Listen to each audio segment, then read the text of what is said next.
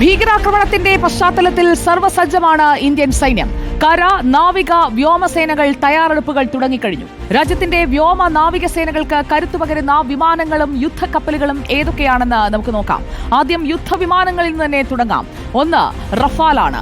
Rafale വിമാനം അത് നമുക്ക് എത്രത്തോളം പ്രധാനപ്പെട്ടതാണ് എന്ന് പല അവസരങ്ങളിലും നമ്മൾ പറഞ്ഞിട്ടുള്ളതാണ്. വ്യോമസേനയുടെ യുദ്ധവിമാനങ്ങളിൽ ഏറ്റവും കരുത്തനാണ് നമ്മളിപ്പോൾ കാണുന്ന റഫാൽ. ബഹുമുഖ യുദ്ധവിമാനമാണ്. കരയുദ്ധത്തിന് ഏറ്റവും കൂടുതൽ നമുക്ക് ഉപകാരപ്പെടാൻ പോകുന്നത് റഫാലാണ്. കപ്പലുകളെ ആക്രമിക്കാം, ചെറിയ ആണവായുധങ്ങൾ വഹിക്കും. ഇരട്ട എഞ്ചിൻ വിമാനമാണ് റഫാൽ. 24,500 കിലോഗ്രാം വരെ ഭാരം വഹിക്കാൻ സാധിക്കും. രാത്രിയും പകലും ഒരുപോലെ ആക്രമണം നടത്താമെന്ന പ്രത്യേകതയുമുണ്ട് റഫാലിന്. മണിക്കൂറിൽ വലിയ വേഗത്തിൽ സഞ്ചരിക്കാൻ സാധിക്കുന്ന വിമാനം കൂടിയാണ് റഫാൽ എന്നതാണ് പ്രത്യേകത. റഫാൽ കഴിഞ്ഞാൽ നമ്മൾ അടുത്തതായി നമുക്ക് വളരെ പരിചിതമായ നമ്മുടെ യുദ്ധവിമാനം, ശത്രുവിന്റെ പേടി സ്വപ്നം സുഖോയ് 30 വിമാനം മണിക്കൂറിൽ 2,500 കിലോമീറ്റർ വരെ വേഗം കൈവരിക്കാൻ സാധിക്കും. അതോടൊപ്പം തന്നെ ഇതിന്റെ പ്രത്യേകത ഏറെ ദൂരം സഞ്ചരിക്കാൻ കഴിയും എന്നതാണ്. ഇരട്ട എഞ്ചിനാണ്, ഡബിൾ സീറ്റ് വിമാനമാണ്. 8,000 കിലോ ഭാരമുള്ള ആയുധം വരെ വഹിക്കാൻ സുഖോയ് 30ക്ക് കഴിയും. 72 അടിയാണ് സുഖോയ് 30യുടെ നീളം. 57,000 അടി വരെ ഉയരത്തിൽ പറക്കാൻ സുഖോയ് 30ക്ക് കഴിയും. 1 മിനിറ്റിൽ 150 റൗണ്ട് വെടിയുതിർക്കാൻ ശേഷിയുള്ളവയാണ് ഇവ. ശത്രു വിമാനങ്ങൾക്കോ ഡ്രോണുകൾക്കോ ഹെലികോപ്റ്ററുകൾക്കോ ഇതിൽ നിന്നും രക്ഷപ്പെടാൻ കഴിയില്ല. പാകിസ്ഥാൻ വളരെ പേടിക്കേണ്ടിയിരിക്കുന്നു സുഖോയ് 30യെ. വിമാനത്തിന് 12 ഹാർഡ് പോയിന്റുകളാണ് ഉള്ളത്.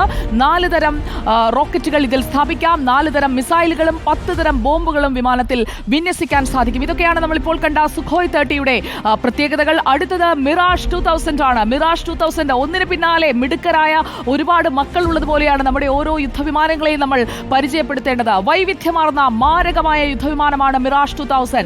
Single engine, single seat, 2 30mm integral പീരങ്കികൾ, 2 Matra Super 530D medium range, 2 R550 Magic 2 close combat മിസൈലുകൾ ഇതൊക്കെ വഹിക്കാൻ ശേഷിയുണ്ട്. 14.36 മീറ്ററാണ് മിറാഷിന്റെ നീളം. ചിറകിന് 91.3 മീറ്റർ നീളം. 7,500 കിലോഗ്രാം ഭാരമാണ് മിറാഷിനുള്ളത്. പരമാവധി വേഗം എന്ന് പറയുന്നത് മണിക്കൂറിൽ 2,336 കിലോമീറ്ററാണ്. ഒരു തവണ മിറാഷ് 2000 ഇന്ധനം നിറച്ചാൽ 1,550 കിലോമീറ്റർ പറക്കാൻ സാധിക്കും. 17 കിലോമീറ്റർ ഉയരത്തിൽ പറക്കാം എന്ന പ്രത്യേകതയുമുണ്ട് മിറാഷ് 2000-ന്. നമ്മുടെ പ്രധാനപ്പെട്ട യുദ്ധവേളകളിലൊക്കെ അല്ലെങ്കിൽ ആക്രമണ വേളകളിലൊക്കെ നമ്മൾ കണ്ടിട്ടുള്ള അടുത്ത കരുത്തനാണ് മിഗ് 29.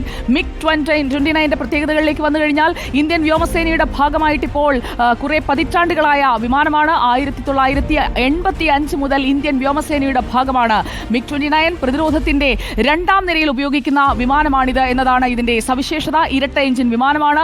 ആകാശത്ത് വ്യക്തമായ മേധാവിത്വം കാണിക്കുകയാണ്. ഇത്രയും കാലത്തെ ഒരു പെർഫോമൻസ് സൂചിപ്പിക്കുന്നതിനാണ് ഞാൻ പതിറ്റാണ്ടുകളുടെ ഒരു പഴക്കം കാട്ടിത്തന്നത്. 17 കിലോമീറ്ററാണ് പോരാട്ട പരിധി. അടുത്തത് നമ്മുടെ നിരയിൽ അടുത്തതായി വരുന്നത് ജാഗ്വർ യുദ്ധവിമാനങ്ങളാണ്. ബ്രിട്ടീഷ് റോയൽ എയർഫോഴ്സും ഫ്രഞ്ച് വ്യോമസേനയും വികസിപ്പിച്ച യുദ്ധവിമാനമാണ് നമ്മളിപ്പോൾ കാണുന്നത്. നുഴഞ്ഞു കയറി മിന്നൽ ആക്രമണം നടത്തുന്നതിന് ഉപയോഗിക്കുന്ന ഇരട്ട എഞ്ചിൻ വിമാനമാണ്.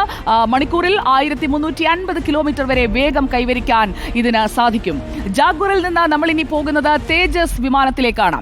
വ്യോമസേനയിലെ ഏക ഇന്ത്യൻ നിർമ്മിത യുദ്ധവിമാനമാണ് തേജസ്. ഭാരം കുറഞ്ഞ സൂപ്പർസോണിക് വിമാനമാണ് തേജസ്. ആകാശമധ്യേ ഇന്ധനം നിറയ്ക്കാൻ കഴിയുമെന്നുള്ളതാണ് തേജസിന്റെ പ്രത്യേകത. അടുത്തത് നമ്മുടെ പ്രധാനപ്പെട്ട വിമാനവാഹിനികളിലേക്ക് വന്നു കഴിഞ്ഞാൽ വിമാനവാഹിനി കപ്പലുകളിലേക്ക് നമുക്ക് പോകാം.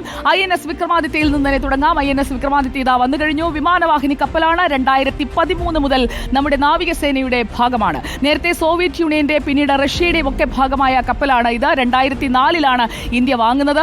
വേണ്ട പരിഷ്കാരങ്ങളൊക്കെ വരുത്തി. 45,000 ടൺ ഭാരം വഹിക്കാനുള്ള ശേഷിയുണ്ട്. 284 മീറ്റർ നീളമുള്ള കൂറ്റൻ കപ്പലാണ് നമ്മളിപ്പോൾ കാണുന്ന ഇത്.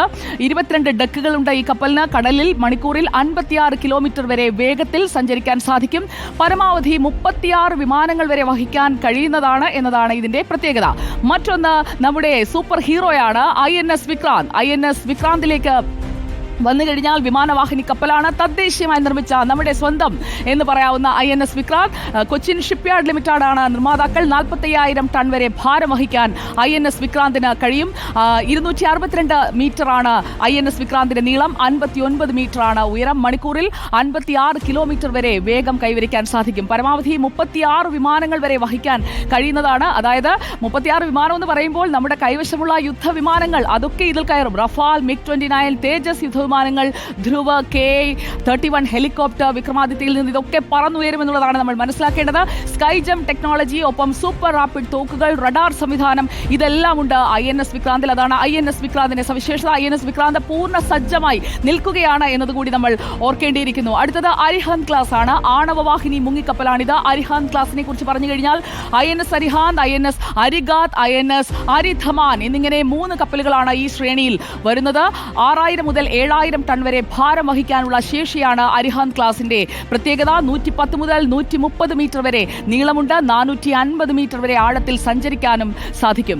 ഇനി അടുത്തത് ഡിസ്ട്രോയേഴ്സ് ആയിട്ടുള്ള യുദ്ധക്കപ്പലുകളാണ്. Visakhapatnam class, Kolkata class, Delhi class, Rajput class എന്നിങ്ങനെ 4 ക്ലാസുകളിലായി 13 യുദ്ധക്കപ്പലുകളാണ് ഈ ശ്രേണിയിൽ നമുക്കുള്ളത്. ഇക്കൂട്ടത്തിലാണ് നമ്മുടെ INS കൊച്ചിയും ഉൾപ്പെടുന്നത്. 5000 മുതൽ 7400 ടൺ വരെ ഭാരം വഹിക്കാൻ കഴിയുന്ന കപ്പലുകളാണ് ഡിസ്ട്രോയേഴ്സ് യുദ്ധക്കപ്പലുകൾ എന്ന ശ്രേണിയിൽ വരുന്നത്. ജലയുദ്ധത്തിൽ ഏറ്റവും നിർണായകമായി വരുന്നത് ഇത്തരം കപ്പലുകളാണ്. അപ്പോൾ ഇതുമുണ്ട് നമ്മുടെ കരുത്ത് കൂട്ടുന്നതിനായി. അടുത്തതായി ഡിസ്ട്രോയേഴ്സ് യുദ്ധക്കപ്പലുകളിൽ നിന്ന് നമുക്ക് പോകേണ്ടത് ഫ്രൈഗേറ്റ്സിലേക്കാണ്. ഫ്രൈഗേറ്റ്സ് യുദ്ധക്കപ്പലുകൾ, അതിന്റെ പ്രത്യേകത നമ്മൾ നോക്കുമ്പോൾ നേരത്തെ നമ്മൾ പറഞ്ഞു വെച്ച ഡിസ്ട്രോയേഴ്സുമായിട്ട് താരതമ്യം ചെയ്യുമ്പോൾ ചെറുതാണ്, പക്ഷേ വേഗം കൂടുതലാണ് ഈ യുദ്ധക്കപ്പലുകൾക്ക്. Nilgiri class, Shivalik class, Talwar class, Brahmaputra class എന്നിങ്ങനെ 14 കപ്പലുകളാണ് വിവിധ ശ്രേണികളിലായി നമുക്ക് ഉള്ളത്. 3800 മുതൽ 6700 ടൺ വരെ ഭാരം വഹിക്കാൻ ഇവയ്ക്ക് സാധിക്കും.